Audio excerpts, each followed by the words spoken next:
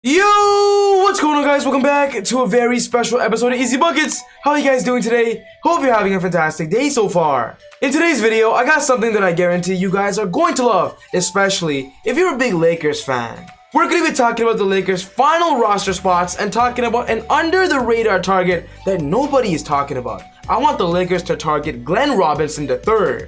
With the Lakers already having interest in Glen Robinson last season, I do believe they should be interested again. And in this video, I'm going to be talking about exactly why.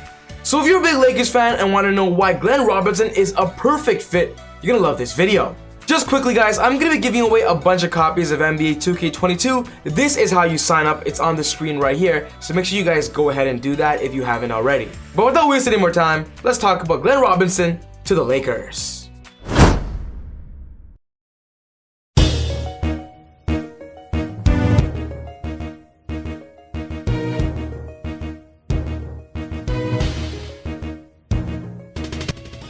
The Lakers have been interested in Glen Robinson before, and this season, I do believe they should be targeting him again.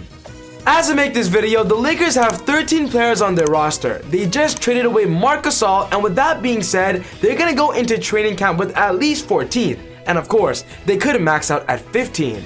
The biggest conversation right now when talking about the Lakers roster is which part of the roster should they target. Should they target a front court player, a back court player, or even a wing player? Because with the Lakers roster having a lot of good depth already, I'm not surprised that they still want to maximize their team.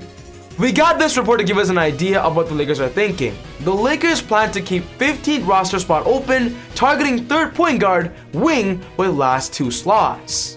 From what this report is saying, I don't believe they're going to be targeting a front court player anymore, even though they traded away Marc Gasol. We expect a lot of Anthony Davis to play the 5 this year, so I do believe they're going to focus more on the wing or a backcourt player. When talking about a backcourt player, they just signed Rajon Rondo, so now they have 3 point guards of Russell Westbrook, Kendrick Nunn, and Rajon Rondo. So when putting out the factor of an elimination process, I do believe targeting a wing is something Rob Pelinka could be thinking right now.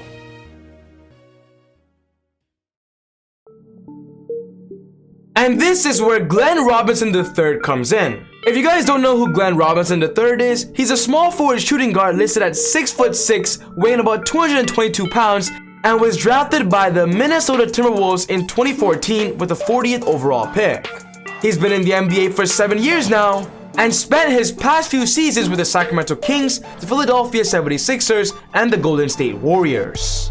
When talking about last season, he averaged about 5.3 points a game, 2.0 rebounds, 1 assist, 0.2 steals, and 0.1 blocks, and played only about 23 games with the Sacramento Kings before ended up getting waived because of a knee injury. Of course, these numbers weren't elite because he was playing behind Buddy Hield, Tyrese Halliburton, and of course Harrison Barnes. But when talking about us NBA fans seeing the best of Glen, it was when he was with the Golden State Warriors in 2019. He averaged about 13 points a game, 5 rebounds, and shot a career high of 40% at the 3-point line. Glen Robinson was a great example of a 3-and-D wing that could knock down those 3-point shots. With the NBA free agency right now not having a lot of great options, I do believe Glen Robinson could be a perfect end of the roster selection because of course, he brings more to the table. With Glen right now being 27 years old, I do believe he's a perfect match for Anthony Davis. He's gonna fit AD's timeline, and with the Lakers now looking towards younger players on their roster because they have a lot of older players, Glen fits that category perfectly. As I mentioned earlier, in the 2019 season, Glen averaged about 39% at the 3-point line, and if he can bring that exact same shooting efficiency to the team, especially after the Lakers lost Ben McLemore and Wesley Matthews, he could be a great 3-and-wing replacement. When talking about Wesley Matthews and Ben McLemore, the Lakers' sharpshooters in last year's team, they were kind of undersized at the shooting guard and small forward position. But what Glen Robinson brings is size. Being 6'6" and having the athletic body to be mobile, he will mainly be used at the 3-point line offensively, but when talking about defensively, he can guard wings such as Jimmy Butler, Paul George, Jason Tatum, even Kevin Durant. The Lakers can get another body that can throw at these superstars. With Glen Robinson having the physical profile and that 3-and-D presence locked into his brain, I do believe he is a great target at the 14th roster spot for the Lakers. As of right now, I do believe whoever the Lakers end up signing, it's a cherry on top factor, which means they have to maximize and capitalize a good end of the bench. And with Glen Robinson kind of in that part of his career where he wants another chance, play in the bright lights of a team that can give him more hype, more positive attention, Lakers offer him the veterans minimum. I wouldn't be surprised if he takes it. When talking about last offseason, he was a very popular target when it comes to joining a contender. The Clippers wanted him, the Brooklyn Nets wanted him, and I do believe this season, the Lakers should also be targeting him as well.